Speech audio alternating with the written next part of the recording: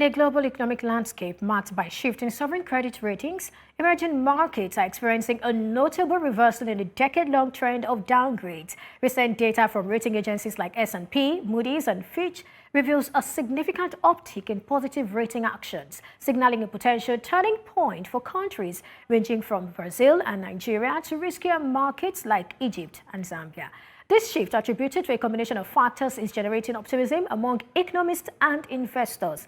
As emerging markets navigate fiscal challenges and strive to enhance their credit worthiness, the conversation delves into the implications of these rating upgrades and the strategies that can be employed to sustain this positive momentum. Joining me on this is Gospel Obele, Chief Economist, Streetnomics. He joins me from London, UK. Thank you for joining me today. Thank you very much for having me. Good morning. Good morning to you too. Now, with emerging markets credit ratings now looking up, talk to us about what this means for the countries and perhaps what the situation looked like before the upward reviews. Well, it just definitely means that more countries, or countries that probably would have issues with accessing borrowing capital, can now, they have an increased chances of accessing capital or potentially being able to talk to investors, in global markets. Prior to this time, you've had the pandemic, we've had two cycles of recession, quote unquote, for instance, in the Nigerian economy, and all of that event sort of put a lot of countries at risk, of not being able to borrow, of not having the right profile. There was just so much risk around that. And again, many other countries wanted to sort of recover from the pandemic and all that. So you had a lot of more stringent policies when it comes to credits and borrowing and all of that due to the pandemic. But since the pandemic moving down to 2024, you've seen an increase in, capital globally. We've seen an increase in recovery. Many countries are seeking to grow, and that growth trajectory has been very slow, but has been optimistic to a very large extent. Although it's been slightly frustrated by the Russian-Ukraine war, but you've seen a case where more African countries, more regional blocs are seeking to now grow trade amongst themselves, and they're leveraging that to put out a notice to say, we're ready to do business, we are accessible, we are investment friendly, and there is more collaborations now globally than ever before, especially amongst emerging markets. And that in its entirety has sort of, grown the reputational base or reputational value, I see it more as a soft a social capital / reputational base value that has been leveraged upon by emerging markets to move higher on the credit rating scale, plus the fact that these markets are increasingly growing and they've shown more prospects of recovery since the pandemic. All right. Well, you've mentioned a couple of things, but I'd like you to also talk to, other factors do you think are responsible for this upward rating? I mean, I guess I'll probably leave you to highlight one or two countries as case studies. Oh, well, yes. I mean, we can see how the BRICS conversation has evolved. The BRICS have positioned themselves to increasingly wanting to do business amongst themselves. I know there's a currency dynamics to it, but you've now seen an increasing exchange amongst BRICS nations supporting themselves in trade, in investment. There'll be more investment among BRICS nations. Reason why more developed countries like the United States and co want to do more work with Africa. You've seen BRICS nations trying to pitch themselves to the G20. So they've increasingly positioned themselves to say that we're ready to do business, we're ready to grow investments, and for some BRIC nations like Nigeria, rather for some emerging markets like Nigeria, you've also seen that increasingly show of confidence in local economy. All right, the Bola Tinubu-led administration have sort of led that drive for investors to see Nigeria differently. There've been more communications. There've been more quote unquote perceived competency at the level of fiscal and monetary, policy management.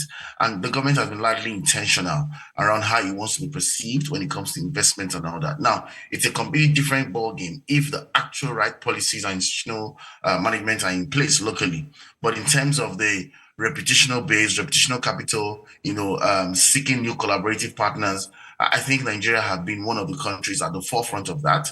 And we've seen how all of those, dynamics have also led to increasing prospects of playing the debt market again and raising finance. Well, one of the factors sort of seen to be responsible for this upgrade is the ability of a core group of junk-rated frontier nations to sort of benefit from suddenly being able to access debt markets again. You talked about that earlier. And I'm guessing that is because the spike in global interest rates is now in the rear view mirror. I mean, that was something that we can say is in the past. I'd like you to speak about how being able to access debt markets improves a country's rating. Well, it's a very blurry argument because if you look at it from the conventional variables, that are at play here, for instance, the Nigerian current debt situation is really not encouraging. Conventionally speaking, you would say, oh, I mean, we shouldn't be getting more debt and all that. But you also want to talk about debt to GDP ratio and a few other metrics like that. However, I see what's happening largely from a soft scale or reputational scale than the hardcore. Taking into consideration as well that interest rates have been, gone up significantly in a couple of months now and even years. And what that technically means for the global debt market is that there's potentially more return on debt investments, for investors, being high interest rates or being interest rates being held at, high positions. So meaning if we try to borrow to nations who really need these monies in the nearest future, these investors can sort of make more monies back. All right. So that argument sort of a bit irrational and probably non-linear compared to the conventional metrics you want to look at, to say who accesses credit or not. So, and also for the fact that, frontier markets like Nigeria, to a large extent, are presenting themselves as investment ready. Even if we are not entirely investment ready, and with the global interest rate surge, then you have that marriage at that level and that attraction of investments at that level.